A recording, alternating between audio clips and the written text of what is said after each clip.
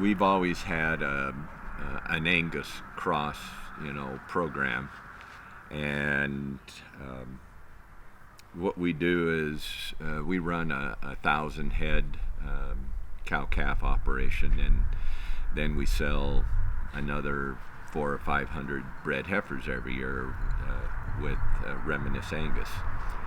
And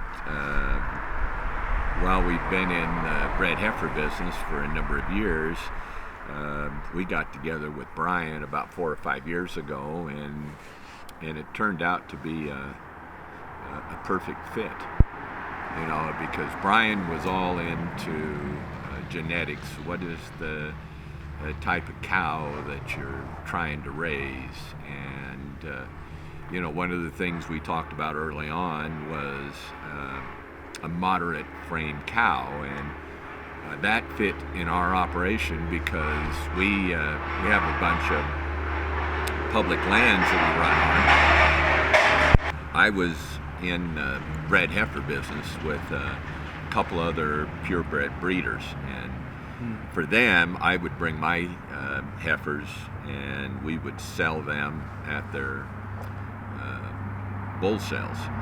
And then I ran into Bryan and we started working together, and then here about 4 or 5 years ago, then we branched out and just started selling them through Reminisce Angus. And there was this synergy that actually existed between Bryan and myself. We had lots of discussions about what was the right type of cow that we're trying to raise, and Bryan's the one that led me to more moderate frame, which works real well for the rough country that I'm in. We during the summer we run from 5,500 feet to 9,500 feet, so we need to have a cow that, as we say, can pack a lunch and feed a calf and then bring them home. And the other thing, which is really important for at least our operation, is docility. What does that mean? In other words, you want a calm cow. You don't want to step into the alleyway or work with them when they're calving and you got this mean, crazy cow that wants to stomp on you. And the other thing which we have learned is that docility is important because it also affects their breed back. These wild, crazy cows, they don't settle in and they don't breed out. Well, I think that if you take most people like myself who've only been in it 32 years, you start out 30 years ago, and for probably all but the last 5 or 7 of those 32 years, it's all been about pounds. And the big difference is that Because pound is money. Pounds is money. But here over the last 7 to 10 years, then as the amount of calves have dropped down, and as well as the value of choice and prime beef has risen, and that now the packers as well as the feeders are all about how the carcass is going to grade. So we've always been into the pound business, and the big difference has been when you ask about docility is if you're running 1,000 cows, how easy is it to take care of those cows? And I don't think it all has to do with the bulls. It has to all do with the type of cows that you got. But if you've got hot-headed bulls, then that you will breed back into it. But in my case, it's all about a moderate framed cow, an easy working cow, something that is going to have some fertility, something that's going to be a good mom, and something that you're going to have a calf on the ground. It's going to get up and it's going to suck. And that is when you start talking about what does a purebred bull breeder bring to the table. And then the second thing that they have brought to the table for the last 7 years is marbling, because you're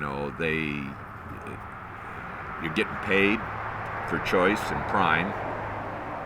So what is the percentage of calves that you get? And with some of the people that I sell my calves to, they all have big contracts and they're getting paid extra premiums for choice and prime. So now, aside from selling just based upon pounds, which is an important thing, is we're also selling based upon how well our cows perform. But also, can you explain the difference between choice and prime? Well, I'm not going to attempt to do it. I'll just tell you what it is from a taste standpoint and what it is from a visual standpoint. It has to do with the marbling or the fat that's within the muscle. And the reason that's become important is that in the beef cycle, they plan on killing cattle in a certain period of time. Well, we know from the past that if you take longer to feed cattle, or whether it's like if it's older, in other words, if you give it enough time, if you to feed out, eventually they're going to start adding fat on, which is the last thing that they do. If you talk about a commercial operation with feeders and packers, well, they're feeding, grain. But anyway, it's a process of how you feed them. Okay. And, in a commercial so operation... it's not hereditary, it's how you take care. Yeah, it is hereditary. Okay. I mean, they have learned that, that marbling is a trait that's into them. And part of the reason that the whole world has gone Angus, or I like to say has gone black. I mean, 10, 15 years ago,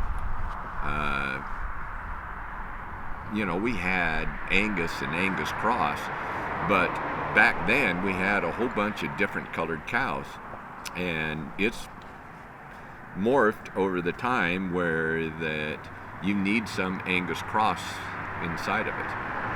And they have added that originally the Angus was a smaller breed, and that they had a high degree of marbling, and that is what the market is today. They want to feed the cows out and kill them, and know that they can make the market and that they're going to grade.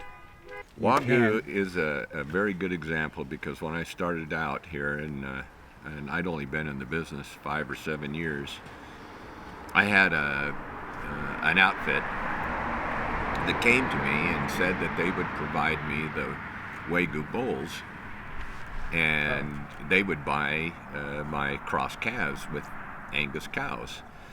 And at that time, they were offering me a premium over whatever the market was. Well, when I did my investigation, I found out that if I bred those to the Wagyu bulls, and that by the same time that I weaned my calves, those calves were going to weigh less. And that's because the way that the breed works is you have to feed them out another 10 or 15% more.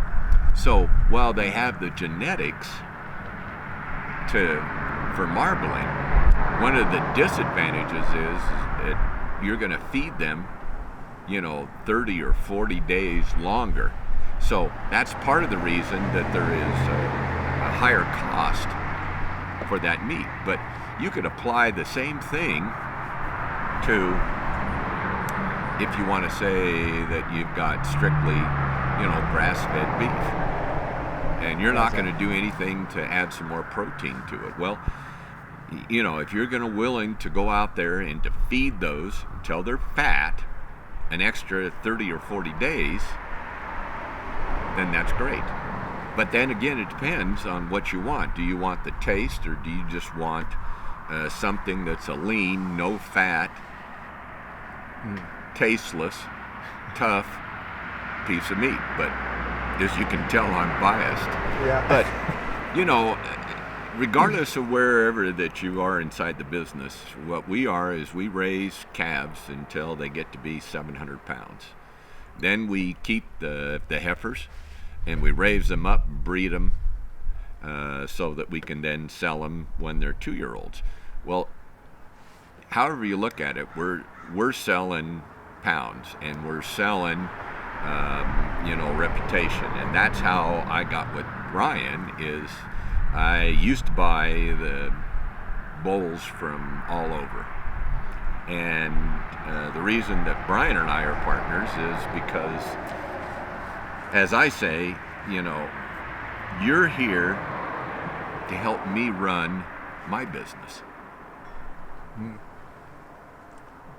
Because he takes an active interest in what I'm doing, and as a first generation rancher, I know what my goals are. I know what kind of cows that I want to breed and raise, but how do I go about in adjusting my business for what the market is calling for? Yeah. And so that's what we do. We're raising. I bet I was in business for, I don't know, at least 20 years. Oh, wow. Maybe 22. I think Bryan and I have only been really doing business for someplace between 8 to 10 years. Gotcha. And then, Well, let me answer that a little bit differently. okay.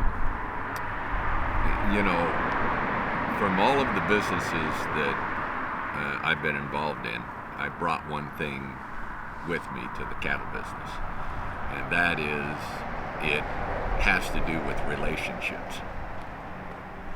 And it has to be a two-way street, if you will. It has to be a shared relationship where you have a win-win. And that was part of what attracted me, to Bryan.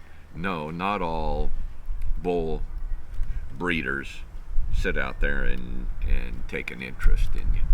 You know, they want to sell bulls, which we understand that, but it's uncommon to find that people are going to try to find out about your operation, and then without trying to tell you how to run your business, Bryan tries to tell you what he brings to the table. So what attracted me to Bryan was that I saw in him that he was relationship focused, and that he wanted to not only talk about what his business is, but what my business was, and where is it that the two of us can learn from one another. Are you done? We have wonderfully plenty. Let me try to stand up. Oh, don't. You're old. Just stay. You know what's good about that? What? I am too. Aren't you glad that I brought that up? Yeah, thank you. I got one more thing for you. Oh, great. Which I'll tell you. All right. Get out of here then. You know, Bryan and I were talking here in the last year about what our relationship was, and what I explained to him is that there's a difference in our ages, and that what I was counting on from Bryan is for him to help me manage my business. And how does he do that? And he instills within the people that I have that run my organization, what are our goals? what are we looking for in terms of genetics? What kind of cows? And so, really, for us at Challis Creek Cattle Company, actually, Reminisce, Angus, and Bryan Mussard is more important to us than we are to him. I think that I think into the next generation, the cattle operation will stay the same, but I think it will be a smaller operation. And here's the reason why. I mean, whether you take the shows like Yellowstone or just some of the changes that have taken place over the last 3 to 5 years, there is this interest in the mystique that exists in being a cattle rancher. And there's a lot of people that want to come out and do that, but it is still a marginal business. In the best years, you hope to make a little bit of money. And the rest of the years, you don't. So what's happening is, people come in and they want to have a spread. They want to have some acreage. They want to have a nice home and kind of experience what I say to everybody is God's country, where I live. Yeah. Business and in industry, and so they ask me about it. And what I tell them is the same thing, that I've got a nephew who he must be 25 or 26. And his family comes from a lot of money, and he's asking all these questions about what's it like to be in the cattle business. And the only way that you can really answer that is it's a lifestyle. Do you like feeding cows on Christmas? Yeah, feeding cows on Christmas. Or having to get up like this past year when it was 29 below zero. Now, where I live, if we see anything below 10 below zero, then we're having a rough winter. Yeah. And so if there was global warming, we were asking for global warming at the end of January. I mean, we've had the coldest winter, I think, on record for the last 100 years. So, do you want to get up at 29 below zero and go out there and take care of those babies that are dropping on the ground in the middle of the night? Yeah. I don't think that's...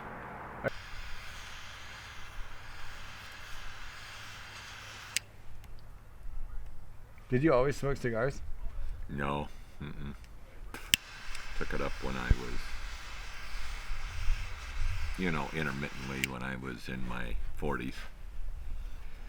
And then I ran into Bryan, and of course, he's a cigar aficionado. So Stephen Bauchman, have an outfit called Challis Creek Cattle Company, and I am actually a first-generation rancher. And when I was in my early 40s, I decided that I wanted to do something different by the time I got to be in my mid-50s. And I was in the electrical contracting business and build utility systems. And so when I was 40 years old, I went looking for ranch property. I kind of wanted to do be involved in the cattle business, and my relatives, my grandmother was a Donahue, and they were miners that were in Mackay, Idaho, and so they ended up inside the cattle business. But I just wanted to do something different, and I thought raising cattle was what it was going to be, and so I went out and spent the next 10 years buying places and creating it. and I've been doing it full time now for about 20 years.